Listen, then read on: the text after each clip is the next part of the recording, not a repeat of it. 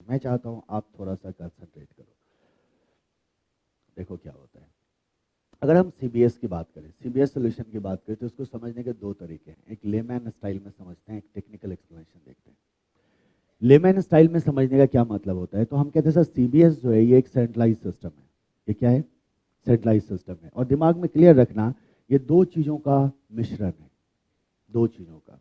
एक, हमारे पास होता है बहुत सारे एप्लीकेशन सॉफ्टवेयर।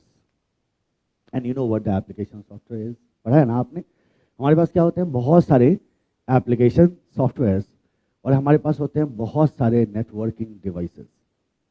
बहुत सारे एप्लीकेशन सॉफ्टवेयर, बहुत सारे नेटवर्किंग डिवाइसेस, और इन्हीं नेटवर्किंग डिवाइसेस और सॉफ्टवेयर से मिलके बनता है सीबीएस। क्योंकि सेंट्रलाइज करने जा रहे हैं। अगर आप सेंट्रलाइज करने जा रहे हैं तो आपके जितने भी ब्रांचेस हैं, उन ब्रांचेस को आपको अपने बैंक से क्या करना होगा? अपने सेंट्रल सर्वर से कनेक्ट करना होगा। इसके लिए आपको बहुत सारे नेटवर्किंग डिवाइसेस की जरूरत है, और साथ ही साथ बैंक के अलग अलग फंक्शन को परफॉर्म करने के लिए you need to have some application software. Internet banking के लिए हमारे पास एक एप्लीकेशन सॉफ्टवेयर होगा, फोन बैंकिंग के लिए एप्लीकेशन सॉफ्टवेयर होगा, मोबाइल बैंकिंग के लिए एप्लीकेशन सॉफ्टवेयर होगा, एटीएम बैंकिंग के लिए एप्लीकेशन सॉफ्टवेयर होगा, कैश डिपॉजिट कैश विड्रॉल के लिए एप्लीकेशन सॉफ्टवेयर होगा, चेक प्रोसेसिंग के लिए एप्लीकेशन सॉफ्टवेयर होगा, इंटरेस्ट कैलकुलेशन के लिए एप्लीकेशन सॉफ्टवेयर होगा। अलग अलग काम के लिए हमारे पास क्या होता है? Huge number of application software and huge number of devices. ठीक है। अब एक बात क्लियर रखना दिमाग में, ये एप्लीकेशन सॉफ्टवेयर होते क्या है? ये एप्लीकेशन सॉफ्टवेयर होते क्या है? तो आप कहना ये सारे के सारे एप्लीकेशन सॉफ्टवेयर जो होते हैं वो सेंट्रलाइज्ड होते हैं, ब्रांच में कुछ नहीं होता। ये सब के सब क्या होते हैं? सेंट्रलाइज्ड होते हैं। सेंट्रलाइज्ड होने का क्या मतलब है सर? ये कहाँ स्टोर होते हैं? जाहिर सी बात है ये सर्वर पे स्टोर होंगे। कहाँ स्टोर होते हैं? सर्वर पे। और सर्वर के बारे में इतना तो जरूर आप जानते हो कि अगर मैं आपसे ये पूछूं कि ये डेटाबेस सर्वर पे होगा या एप्लीकेशन सर्वर पे होगा, किस पे होगा? एप्लीकेशन सर्वर पे होगा, क्योंकि एप्लीकेशन हमेशा कहाँ स्टोर होगा? एप्लीकेशन सर्वर पे। और डेटा कहाँ स्टोर होता है? डेटाबेस सर्वर में डेटा होता है, लेकिन एप्लीकेशंस कहाँ होते हैं? एप्लीकेशन सर्वर्स पे होते हैं। तो हमारे पास क्या है? We have huge number of application servers which are stored centrally, and then there is the database server. और हम उन एप्लीकेशन सर्वर्स के थ्रू क्या करते हैं? सारे बैंक को ब्रांच को मैनेज करते हैं। अच्छा बताओ, अगर करंट अकाउंट ओपन करना है ब्रांच को, तो ब्रांच अकाउंट ओपनिंग सॉफ्टवेयर को एक्सेस करेगा, एम्प्लॉय ब्रांच का, लेकिन वो क्या ऑनलाइन एक्सेस करेगा या उसके कंप्यूटर में होगा? ऑनलाइन एक्सेस करेगा, क्योंकि उसके कंप्यूटर में तो कोई एप्लीकेशन है ही नहीं। उसके कंप्यूटर में जो एप्लीकेशन है उसे कहते हैं क्लाइंट एप्लीकेशन। क्या कहते हैं? Client application. तो क्लियर कट दिमाग में कॉन्सेप्ट रखना। ऐसे देखो, आपको मैंने बताया था कि हमारे पास एक कंप्यूटर हो सकता है जिसे हम कहते हैं सर्वर, और हमारे पास एक कंप्यूटर हो सकता है जिसे हम कहते हैं क्लाइंट। ठीक है। सर्वर एंड क्लाइंट की अगर हम बात करें तो क्लाइंट जो है हमारा, यहाँ यूजर होता है। सर्वर हम उस मशीन को कहते हैं जो किसी तरह की सर्विस ऑफर करता है, और क्लाइंट हम उस मशीन को कहते हैं जो उस सर्विस को क्या करता है? कंज्यूम करता है। Client is the consumer and service is the server is the service provider. Right? Client क्या है? उस सर्विस का कंज्यूमर है। तो क्लाइंट पे जो एप्लीकेशंस होते हैं ना बालक, वो होते हैं client application. Client application basically वो एप्लीकेशन है जिसके थ्रू आप सर्वर पे रखे हुए एप्लीकेशंस को एक्सेस कर सकते हैं। तो जो भी आपका सॉफ्टवेयर है, बैंकिंग सॉफ्टवेयर, ऑल दो software are centralised, nothing is in branch. Branch में कुछ नहीं होता। और जब उन्हें एक्सेस करना है, they have something called as intranet. याद है इंटरनेट? एक बार बताया था। इंटरनेट का मतलब क्या होता है? Network with in an organization. They have something called as intranet, and through intranet they can easily access the server, the software, और उन सॉफ्टवेयर पर वो क्या कर सकते हैं? ट्रांजैक्शन कर सकते हैं। यानी कि आप बैंक गए, आपने अकाउंट खुलवाना है, इसका मतलब वो सारी एंट्री कहाँ कर रहा है? जिस एप्लीकेशन सॉफ्टवेयर में कर रहा है, वो एप्लीकेशन सॉफ्टवेयर वो कहाँ से एक्सेस कर रहा है? सर्वर से। और आपका डेटा सीधा जाके सर्वर में क्या हो जाता है? स्टोर हो जाता है। So this is client server model, और बैंकिंग आपका इसी पे काम करता है। बैंकिंग आपका इसी पे काम करता है। किस मॉडल पे काम करता है? क्लाइंट सर्वर मॉडल पे, जहां हमारे पास सेंटर में कौन होता है? सर्वर। और इस सर्वर से कनेक्टेड होते हैं कौन? क्लाइंट्स। और क्लाइंट से आप ट्रांजैक्शन को इनिशिएट करोगे, और सर्वर आपके ट्रांजैक्शन को क्या कर देगा? प्रोसेस कर देगा। तो कॉन्सेप्ट क्लियर है ना? क्या बोलेंगे? सीबीएस दो चीजों का मिश्रण है, lot of application software and lot of networking devices. क्या क्या बोलोगे? Lot of application software and lot of networking devices. All application softwares are stored centrally on application servers. कहाँ रखा होता है? एप्लीकेशन सर्वर्स पे रखा होता है, जहां से आप डिफरेंट ऑपरेशंस को क्या करते हैं, सपोर्ट करते हैं। अब ऐसे सोचो आप। अब हम बेसिक तरीके से देख लेते हैं इसको। हमने क्या किया, हमने एक सेंट्रल डेटाबेस बनाया। फिर से मैं कह रहा हूँ ये लेमैन स्टाइल है, मैं ऐसे तो समझाऊंगा नहीं, फिर हम आगे जाएंगे थोड़ा सा डिटेल में देख लेंगे, तो इससे टेंशन बढ़ेगी, लेकिन ठीक है, इट्स ओके। टेंशन लेना चाहिए या देना चाहिए? देना चाहिए ना, टेंशन लेते नहीं देते। क्या कहना है आप लोगों का इसके बारे में? लेना चाहिए। टेंशन कभी लिया नहीं जाता, टेंशन हमेशा दिया जाता है ना, इंस्टीट्यूट को। ऐसा कॉपी लिख के आओ कि मार्क्स ही ना कट कर पाए। 100 नंबर ले आओ, या ऐसे समय ऐसी पूरी दुनिया टेंशन में आ जाएगी, इंस्टीट्यूट छोड़ो, है ना।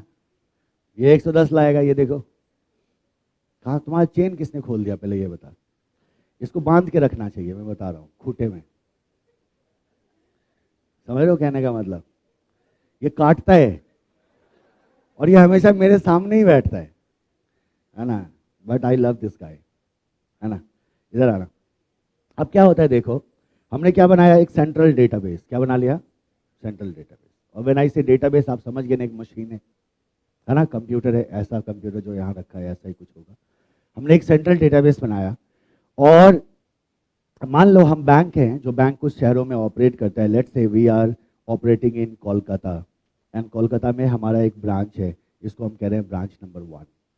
लाइकवाइज मान लो हम मुंबई में भी ऑपरेट करते हैं, मुंबई में हमारा एक ब्रांच है, ब्रांच नंबर 2। हम दिल्ली में भी ऑपरेट करते हैं, दिल्ली में हमारा एक ब्रांच है, ब्रांच नंबर 3। और हम बैंगलोर में भी ऑपरेट करते हैं, बैंगलोर में हमारा एक ब्रांच है, ब्रांच नंबर 4।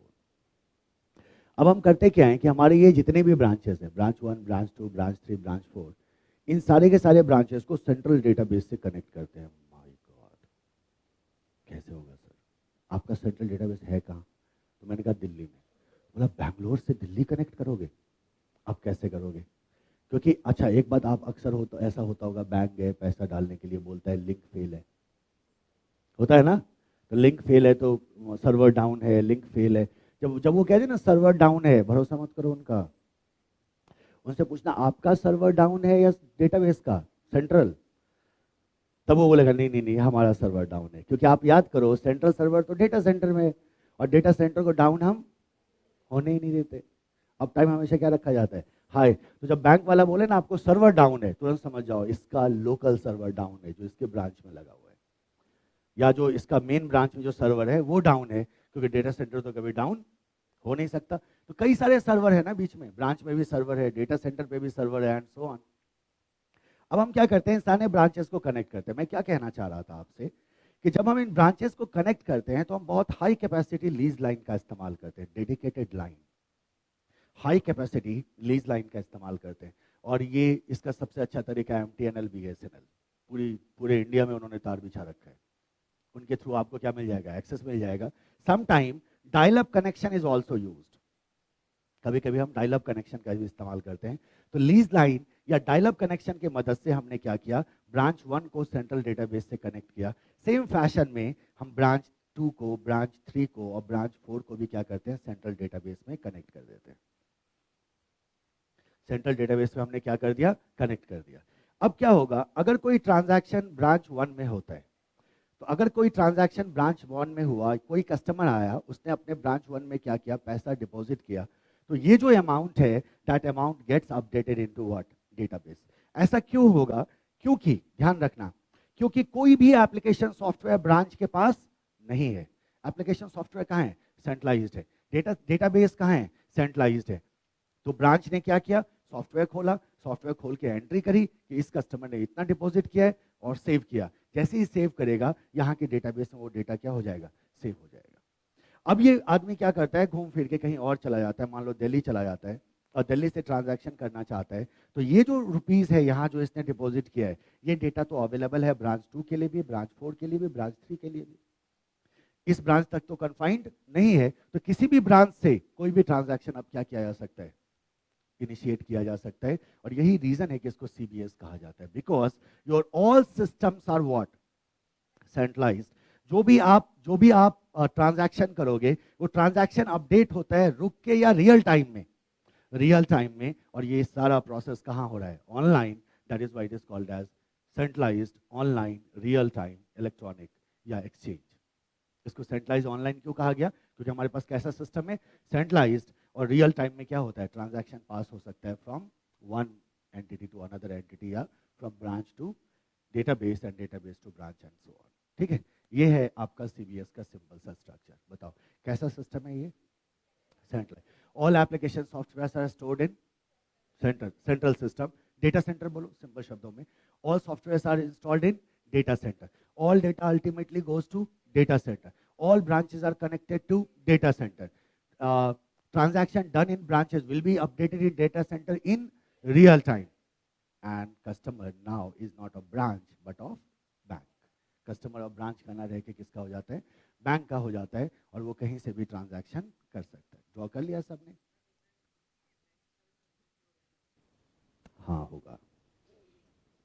डन।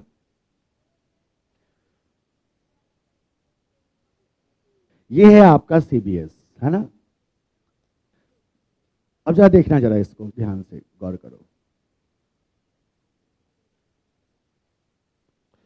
हमारे पास बैंक में बहुत सारे सर्वर्स होते हैं। आज के क्लास के बाद आप लोग बैंक के पंडित हो जाओगे। पंडित मतलब समझ रहे हो ना? इतना कोर बैंकिंग के बारे में जानकारी जो है आपके पास हो जाएगा कि आगे की थियरी में दम ही नहीं बचेगा। आज का बैच जो है we are dealing with concepts, और सेकेंड हाफ के बाद देखेंगे थोड़ा बहुत छपाई वपाई जरूरी है, वरना मन तो लगेगा नहीं आप लोगों को बिना लिखे हुए। लगता है? अच्छा, रिवाइज किया था कुछ? चैप्टर 4 किया था रिवाइज? नहीं किया था? अच्छा, अभी मैं करवा दूंगा। तो जरा ध्यान देना, सीबीएस मैंने आपसे कहा कि दो चीजों से मिलकर बना होता है। सीबीएस मतलब कोर बैंकिंग सिस्टम जो है वो दो चीजों से मिलकर बना होता है। इसमें हमारे पास होते हैं कई सारे एप्लीकेशन सॉफ्टवेयर, होता है ना? हमारे पास होता है कई सारे एप्लीकेशन सॉफ्टवेयर, प्लस हमारे पास होते हैं कई सारे नेटवर्किंग डिवाइसेस। नेटवर्किंग डिवाइसेस की मदद से हम क्या करते हैं? सर्वर्स को कनेक्ट करते हैं, और फिर हमारे पास एप्लीकेशन सॉफ्टवेयर होते हैं जो डिफरेंट फंक्शन को मैनेज करते हैं। नेटवर्किंग डिवाइसेस की मदद से हमने सर्वर्स को कनेक्ट किया, और फिर सॉफ्टवेयर होते हैं जो चीज़ों को मैनेज करते हैं। हमें क्या करना है? इसके प्लेसमेंट को समझना है। इंटरनली कोर बैंकिंग में अरेंजमेंट कैसा होता है? बेसिक आइडिया हमने ये लिया कि एक सेंट्रल डेटा सेंटर है, डेटाबेस है, और उसी डेटाबेस में सारा डेटा आके स्टोर होता है, इसीलिए सिस्टम क्या हो जाता है? सेंट्रलाइज हो जाता है। फर्दर अगर हम इसे देखें तो एक बैंक में हम क्या करते हैं? कई तरह के सर्वर्स को यूज करते हैं। There are many types of servers what we use. जैसे आपके पास सबसे पहले एप्लीकेशन सर्वर्स होते हैं, और आप जानते हैं कि एप्लीकेशन सर्वर्स का काम होगा डिफरेंट एप्लीकेशन प्रोसेसिंग को क्या बनाना, पॉसिबल करना। और ये जितने भी एप्लीकेशन सॉफ्टवेयर हैं आपके, ये सारे के सारे एप्लीकेशन सॉफ्टवेयर किस पे स्टोर्ड हैं? एप्लीकेशन सर्वर्स में। एक ही तरह का एप्लीकेशन सर्वर होता है कि आप बोला? नहीं जी, बहुत सारे होते हैं, है ना? बहुत सारे एप्लीकेशन सर्वर्स होते हैं, और जिन एप्लीकेशन सर्वर्स के थ्रू, एप्लीकेशन सॉफ्टवेयर के थ्रू हमारा ब्रांच जो है वो काम करता है। इसका मतलब एक बात बताओ, एप्लीकेशन सर्वर कहाँ है? डेटा सेंटर में। एप्लीकेशन सॉफ्टवेयर कहाँ है? डेटा सेंटर में चला गया, लेकिन ब्रांच में तो नहीं है। ब्रांच कैसे एक्सेस करेगा? ऑनलाइन। तो ब्रांच के कंप्यूटर पे कौन सा एप्लीकेशन? Client application. कौन सा एप्लीकेशन? Client application. और ये सब सर्वर एप्लीकेशन है, सब कुछ कहाँ रखा है? सर्वर पे। एप्लीकेशन सर्वर के बाद हमारे पास एक सर्वर होता है जो मेन रिजर्वायर होता है आपका हर एक तरह के डेटा का। हमेशा याद रखना, ultimately every piece of information whether done through the ATM, internet banking, phone banking, mobile banking, branches has to go to the database. So database server क्या है? It store entire data of the bank. इसका मतलब सबसे critical server कौन हो गया? Database server. इसके खास इंतजाम होते हैं, आगे आप पढ़ोगे। इसके हम क्या करेंगे? कुछ खास इंतजाम करेंगे। थर्ड, अब हमारे पास एटीएम होता है, तो एटीएम को सपोर्ट करने के लिए we have ATM server as well. ATM server क्या करता है? एटीएम ट्रांजैक्शन को सपोर्ट करता है। किसको सपोर्ट करता है? एटीएम ट्रांजैक्शन को। ठीक है, मैं क्लास में एक बार पढ़ा रहा था कि एटीएम सर्वर पे पिन नहीं होता। एटीएम सर्वर पे एटीएम पिन नहीं होता। एटीएम पिन बैंक के किसी सर्वर पे नहीं होता। कुछ सवाल आया दिमाग में क्या?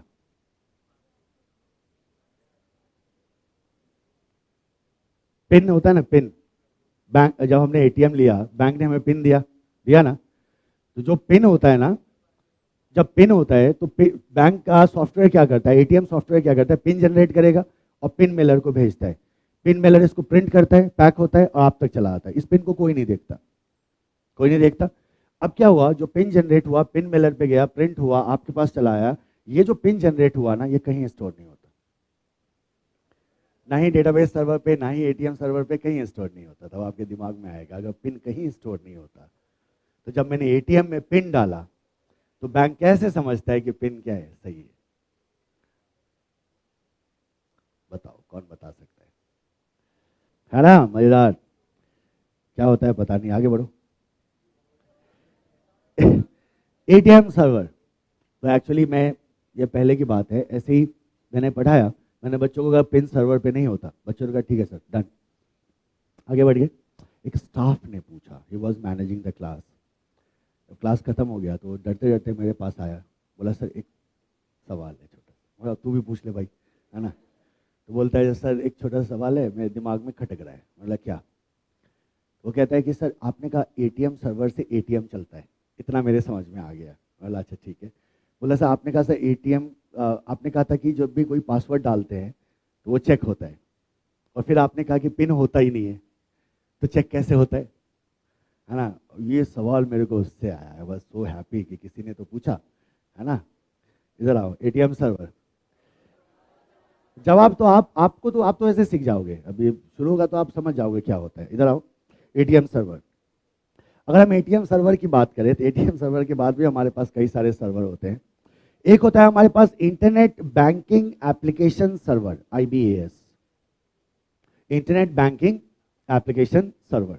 एक होता है हमारे पास internet banking channel server, IBCS, internet banking application server, internet banking channel server. इसके बाद हमारे पास एक होता है प्रॉक्सी सर्वर। क्या होता है? Proxy server. प्रॉक्सी सर्वर के बाद हमारे पास होता है मेल सर्वर। प्रॉक्सी सर्वर के बाद हमारे पास होता है मेल सर्वर, इसको कट कर दो। और नेक्स्ट सर्वर देखो, antivirus server, antivirus software server. Mail server आपके सिलेबस में नहीं है। Antivirus software server. कितने हो गए टोटल? 7 हुए ना? 1 2 3 4 5 6 7। Antivirus software server. तो बताओ क्या क्या सर्वर है हमारे पास? एप्लीकेशन सर्वर है, इसके बाद हमारे पास डेटाबेस सर्वर है, फिर हमारे पास एटीएम सर्वर है, फिर हमारे पास इंटरनेट बैंकिंग एप्लीकेशन सर्वर है, इंटरनेट बैंकिंग चैनल सर्वर है, प्रॉक्सी सर्वर है, एंटीवायरस सॉफ्टवेयर सर्वर है, एक्सेट्रा। ठीक है। अब इसका प्लेसमेंट बेसिकली आपके कहाँ होता है? डेटा सेंटर में होता है। तो कितने सर्वर है हमारे पास टोटल बताओ? टोटल 8 सर्वर होते हैं। और क्या क्या सर्वर है हमारे पास? एप्लीकेशन सर्वर है, सेकेंड डेटाबेस सर्वर है, थर्ड एटीएम सर्वर है, then IBAS stand for internet banking application server, IBCS stand for internet banking channel server, फिर हमारे पास क्या है? प्रॉक्सी सर्वर, एंटीवायरस सर्वर, 8वां लिख ही लो, वेब सर्वर। ये 8 हैं, सिलेबस में याद रहना चाहिए 8 के नाम। लिस्टिंग कर देना 1 2 3 4 5 6 7 8, और 8 के नाम जरा दिमाग में सेट करो। कितने सर्वर हैं? 8। कौन कौन सा? Application, database, ATM, IBAS, IBCS, proxy, antivirus and web. Proxy, antivirus and web. कितने सर्वर हैं? 8 सर्वर। ये 8 सर्वर जो है ये आपके सिलेबस का पार्ट है, और यही 8 सर्वर पे हमारे क्या है? सॉफ्टवेयर है ना। और एक सर्वर पे क्या है? डेटा है। कौन सा सर्वर है वो? Database server. और ये 8 के 8 सर्वर स्टोर्ड होते हैं कहाँ? डेटा सेंटर में, जिसको अपन शॉर्ट में बुलाते हैं डीसी, बुलाते हैं ना डीसी। अच्छा, आपको याद है सेग्रीगेशन ऑफ नेटवर्क? याद है, कंट्रोल में पढ़ा था आपने। और आपने क्या कहा था कि सेंसिटिव को इनसेंसिटिव से अलग करो। आपने कहा था सिक्योर्ड को इनसिक्योर्ड से अलग करो, याद है? और आपको याद है आपने नेटवर्क वर्चुअलाइजेशन पढ़ा था? नेटवर्क वर्चुअलाइजेशन में आपने क्या कहा था? सिंगल लैन में बी प्रोविजनड एज मल्टीपल वर्चुअल लैन, और वर्चुअल लैन को शॉर्ट में हमने कहा था वीलैन। याद है ना आपको? तो होता क्या है बेसिकली, मैं आपको बताऊं। इसमें इन सर्वर्स में ध्यान देना सब, इन सर्वर्स में आपके पास कई सारे सर्वर्स हैं। कुछ सर्वर ऐसे होंगे जो इंटरनेट से एक्सेस होगा, जैसे IBS, internet banking application server, IBCS, internet banking channel server, web server. तो ये सर्वर ऐसे हैं, IBS, IBCS, वेब सर्वर, और जो अभी आपने मेल सर्वर लिख के काटा ना, तो मेल सर्वर भी इंटरनेट से एक्सेस होता है, तो मेल सर्वर हमारे सिलेबस में नहीं है, हम इग्नोर करेंगे। IBS, IBCS, वेब सर्वर, ये 3 सर्वर ऐसे हैं जिसको कस्टमर इंटरनेट से एक्सेस करेगा। लेकिन क्या आप ATM को इंटरनेट से एक्सेस करते हो क्या? नहीं ना। ATM आप कहाँ जाते हो? ATM मशीन पे जाते हैं। ब्रांच एक्सेस करते हो तो इंटरनेट से करते हो क्या? नहीं। कहाँ से जाते हो? ब्रांच पे जाते हो। तो आपका एप्लीकेशन सर्वर इंटरनेट से एक्सेस नहीं होता। डेटाबेस सर्वर तो यूजर डायरेक्ट एक्सेस कर ही नहीं सकता। आपका ATM सर्वर इंटरनेट से एक्सेस नहीं होता। एंटीवायरस सर्वर यूजर के काम का चीज नहीं है, तो वो इंटरनेट से क्यों एक्सेस होगा? तो जरा गौर करो कि 3 सर्वर ऐसा है जो आपका इंटरनेट से एक्सेस होगा। आप नहीं चाहोगे कि जो सर्वर इंटरनेट से एक्सेस हो रहा है और जो सर्वर नहीं हो रहा है, दोनों को मैं सेग्रीगेट कर दूं? करोगे या नहीं करोगे? और आपको याद है सेग्रीगेट करने के लिए क्या लगाते थे आप? फायरवॉल लगाते थे ना, फायरवॉल लगाते थे। दूसरी बात, आपको मैंने कॉन्सेप्ट समझाया था कि जब मेरे पास मल्टीपल सर्वर्स हैं और मल्टीपल सर्वर्स को मुझे कनेक्शन देना है, तो हम ऐसा कर सकते हैं, single bandwidth can be broken down into multiple channels and दो चैनल में be assigned to each server. तो हमने एक लैन बनाया, ठीक है, डेटा सेंटर के अंदर, और उस लैन को हमने वर्चुअल लैन में तोड़ दिया। बात आ रही है समझ में? डेटा सेंटर के अंदर क्या बनाया? एक लैन, उस लैन को तोड़ा किसमें? वर्चुअल लैन में, और हर एक सर्वर को अलग अलग कनेक्शन दे दिया। आप बोलोगे सर एक बात बताओ, आपने एक लैन क्यों नहीं रखा और आपने वर्चुअल लैन में क्यों तोड़ा? अभी आपको दिखेगा। हमने क्या किया, ऐसे सोचो। हमने कहा कि सर बहुत सारे ऐसे सर्विसेज हैं जो इंटरनेट के थ्रू एक्सेस होते हैं। कहाँ से? इंटरनेट के थ्रू एक्सेस होते हैं। कस्टमर इंटरनेट से लॉगिन करता है और इंटरनेट से लॉगिन करके हमारे सर्विस को एक्सेस करने के लिए आता है इन द बैंक। तो as a bank technology expert आप ऑडिट करते हैं और आप टेक्नोलॉजी इंफ्रास्ट्रक्चर देख रहे हैं, तो आपने कहा कि मैं दोनों सर्वर को 2 क्लास में तोड़ूंगा। एक क्लास में ऐसे सर्वर को रखूंगा जो इंटरनेट से डायरेक्ट एक्सेस हो, और दूसरे क्लास में मैं ऐसे को रखूंगा जो मेरा इंटरनेट से एक्सेस नहीं होता। तो हमने क्या किया, एक बनाया DMZ, याद होगा ये वर्ड मैं पहले भी बता चुका हूँ, डीमिलिटराइज्ड जोन। अच्छा देखो, DMZ कब बनाया जाता है? जब हम अपने ही नेटवर्क को 2 पार्ट में बांटते हैं।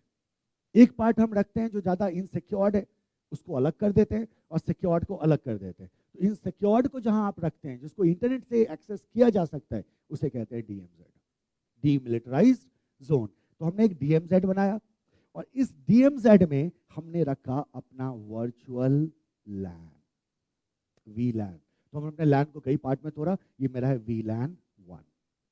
क्या है मेरा? VLAN 1, ठीक है। VLAN 1 में हमारे पास एक कनेक्टिंग डिवाइस है जिसे कहते हैं स्विच।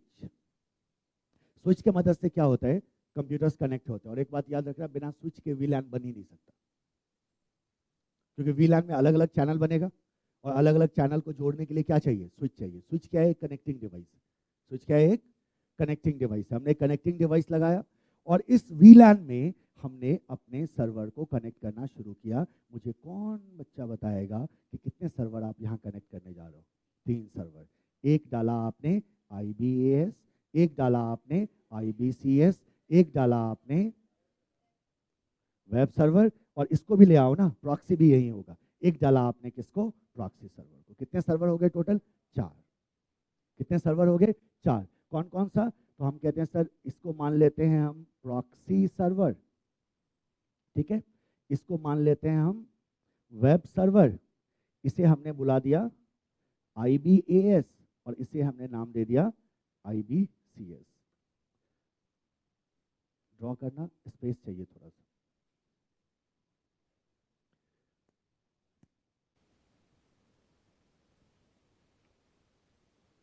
बात आ रही है ना समझ में? कुछ है इसमें? कुछ नहीं है ना?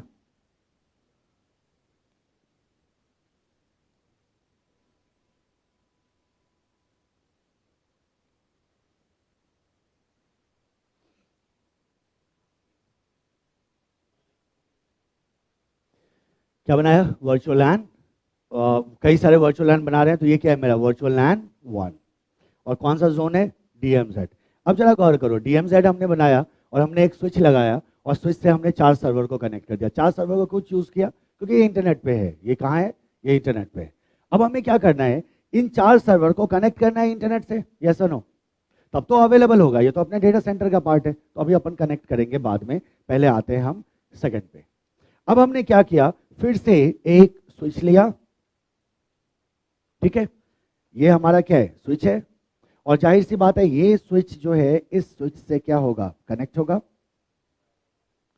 हम सेपरेट कर रहे हैं, हम अलग कर रहे हैं, तो कनेक्ट होगा। इनफैक्ट स्विच नहीं होता है यहाँ, ये ऐसे कर देते हैं हम। एक सेकंड रुक जाओ, आपने ड्रॉ कर दिया क्या? कर दिया तो भी कोई दिक्कत नहीं है, नाम बदलवाऊंगा मैं। हमने क्या किया? पहले आप नेटवर्क को नेटवर्क से कनेक्ट करने के लिए हम राउटर यूज करते हैं। हमने क्या किया? यहाँ एक राउटर लगाया, ठीक है, यहाँ क्या लगाया? एक राउटर लगाया। और इस राउटर को हमने क्या किया? आगे कनेक्ट कर दिया, किससे? हमारे स्विच से। इस तरह से नेटवर्किंग की जाती है, ठीक है। अब इस स्विच पे हम क्या करते हैं? We create various virtual LANs. अब जरा गौर करना, virtual LAN 1, virtual LAN 2, virtual LAN 3, virtual LAN 4। कितने सर्वर हैं आपके पास? 4 ना। इन चारों सर्वर को हमने क्या किया? वर्चुअल लैन पे कनेक्ट कर दिया। वर्चुअल लैन 1, सॉरी 1 तो हो चुका है ना, virtual LAN 2, virtual LAN 3, VLAN 4, VLAN 5, ठीक है।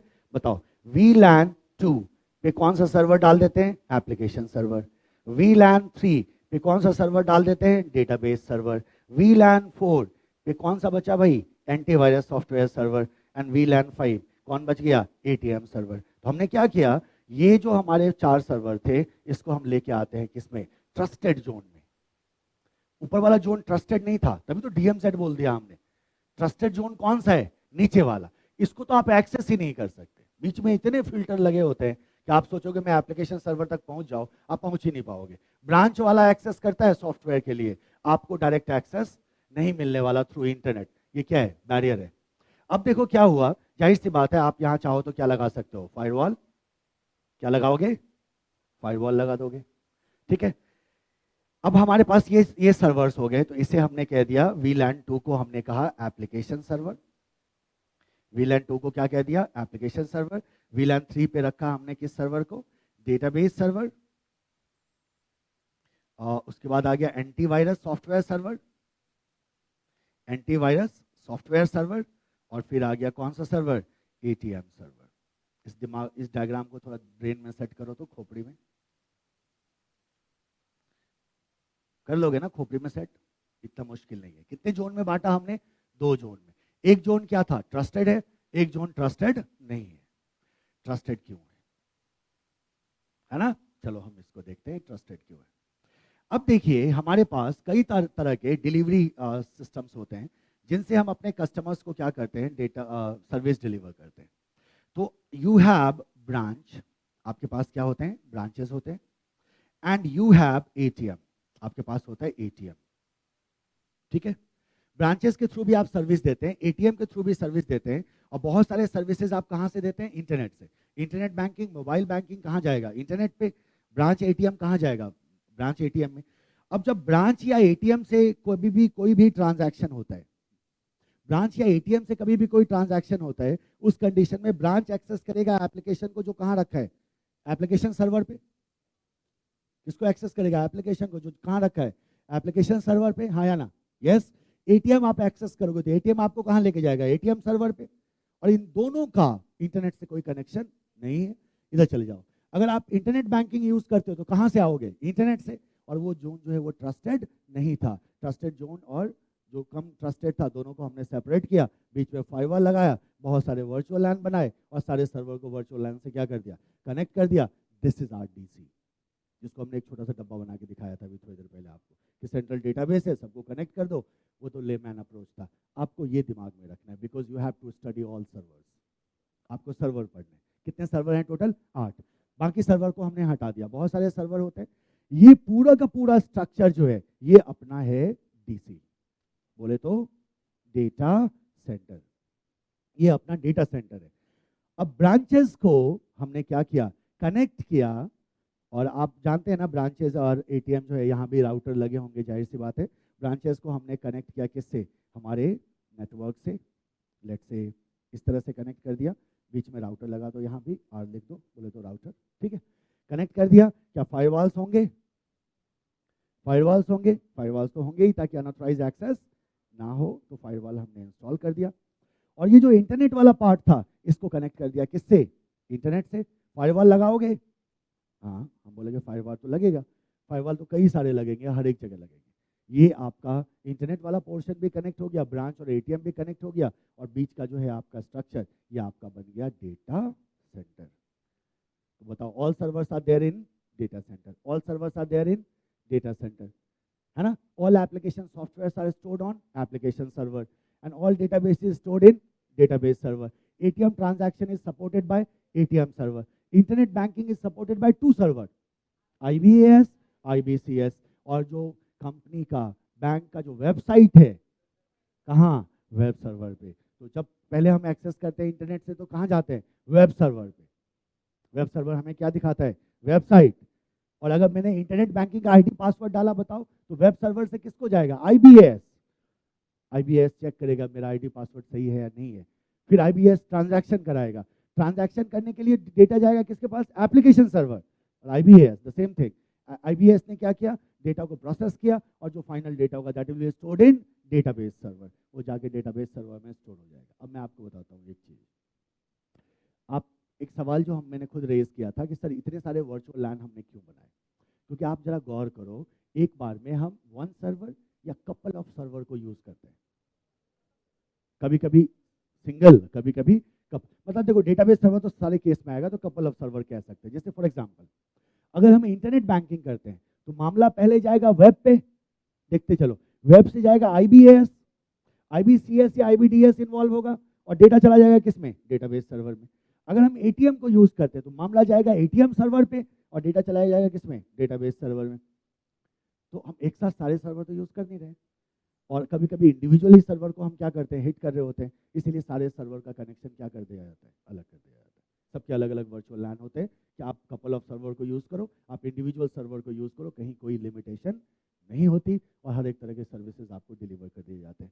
This is your technological structure of core banking system. आप मत करना है ऐसे। स्विच नहीं पढ़ना हमें, स्विच एंड राउटर मीनिंग समझ रहे हो ना? राउटर रूट करता है, स्विच कनेक्ट करता है। हटा दिया गया हमारे सिलेबस से, फिर बहुत कुछ बताना पड़ जाएगा, कोई मतलब नहीं है। अभी मैं देखता हूँ, अभी बताता हूँ आपको प्रॉक्सी सर्वर के बारे में। चलो, ये आ गया। अब जरा ध्यान देना सब, इस पूरे के पूरे इंफ्रास्ट्रक्चर को जनाब आप कैसे मैनेज करोगे? Then there comes the software.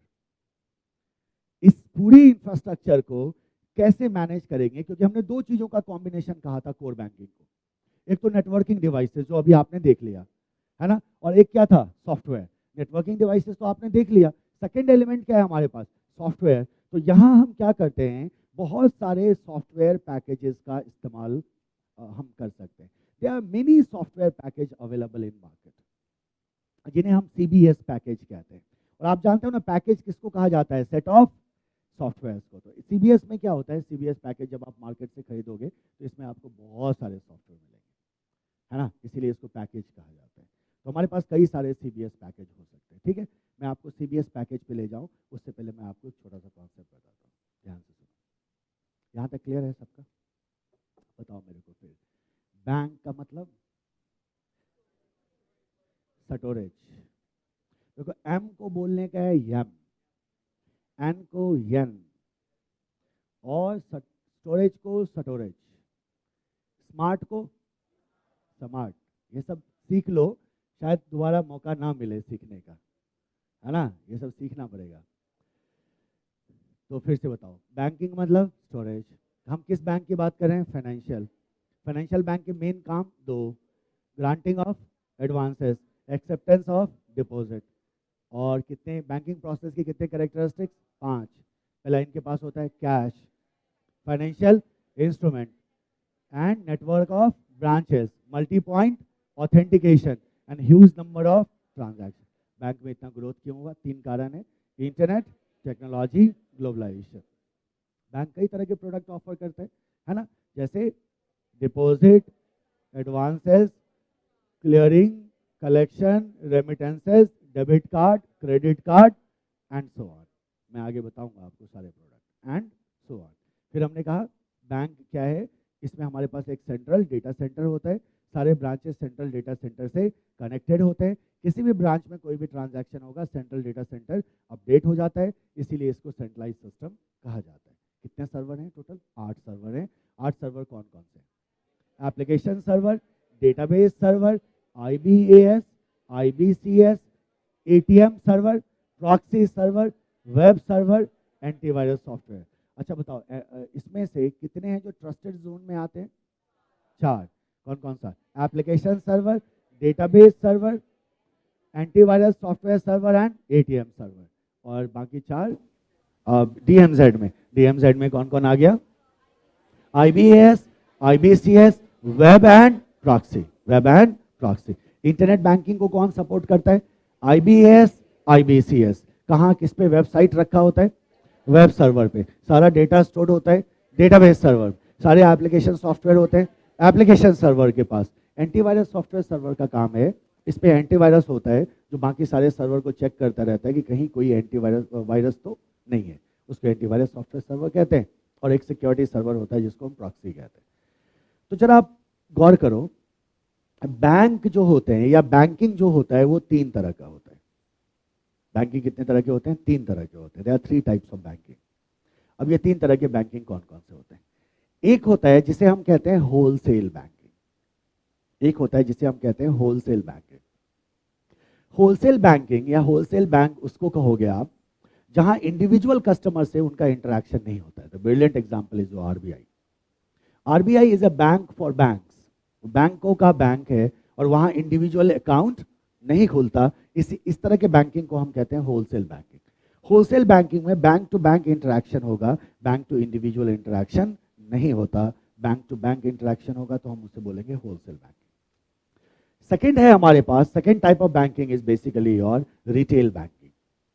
अगर आप रिटेल बैंकिंग पे जाओगे that then you will find that retail banking में क्या होता है? Bank to customers, general customers, company हो सकती है, हम लोग हो सकते हैं, इंडिविजुअल या कंपनी। तो अगर बैंक टू कस्टमर का इंटरेक्शन हुआ तो उसे हम क्या कहेंगे? रिटेल बैंकिंग कहेंगे। इसे कहते हैं bank to customer, that is your retail banking, second type of banking. The third type of banking is basically trading of stock, जिसको आप डीमैट अकाउंट कहते हैं। अच्छा, हर एक बैंक ट्रेडिंग का ऑप्शन नहीं देता, कुछ बैंक देते हैं, कुछ बैंक नहीं देते हैं। आज के डेट में धीरे धीरे सब बैंक ने देना शुरू कर दिया। तो थर्ड टाइप ऑफ बैंकिंग जो है वो है हमारा ऑनलाइन ट्रेडिंग ऑफ स्टॉक, जहां हम ऑनलाइन क्या कर सकते हैं? स्टॉक ट्रेड कर सकते हैं, sell and purchase shares and stock, sell and purchase shares and stock. इसे कहते हैं हम क्या? Trading of stock. कितने तरह के बैंकिंग हो गए? 3 तरह के बैंकिंग। अब आप बोलोगे सर इसका मतलब सीबीएस पैकेज जो होगा वो टाइप ऑफ बैंकिंग के हिसाब से क्या करेगा? वेरी करेगा। मान लो कोई होलसेल बैंक करे, आरबीआई का जो सीबीएस होगा वो आईसीआईसीआई के सीबीएस से डेफिनेटली क्या होगा? अलग होगा। तो मार्केट में कई सारे सीबीएस पैकेजेस अवेलेबल हैं जिनमें आपको बहुत सारे फीचर्स दिखाई देंगे। हर एक फीचर हर एक बैंक के लिए एप्लीकेबल नहीं होता, तो बैंक को बहुत स्मार्टली फीचर को और मॉड्यूल को सेलेक्ट करना पड़ता है। आप ऐसे ही फीचर एंड मॉड्यूल को सेलेक्ट करते हैं जो आपके बैंक के लिए रेलेवेंट होगा, और उसको हम इम्प्लीमेंटेशन के दौरान सीखेंगे डिटेल में। फिलहाल हम एक बात और समझेंगे, यहाँ ध्यान दो। आज के डेट में आप देखोगे मेजॉरिटी ऑफ बैंक जो है उसमें तीनों तरह का बैंकिंग होता है। आज के डेट में आप देखोगे मेजॉरिटी ऑफ बैंक में तीनों तरह का बैंकिंग होता है, और अगर तीनों तरह का बैंकिंग हो तो इसे हम कहते हैं यूनिवर्सल बैंकिंग।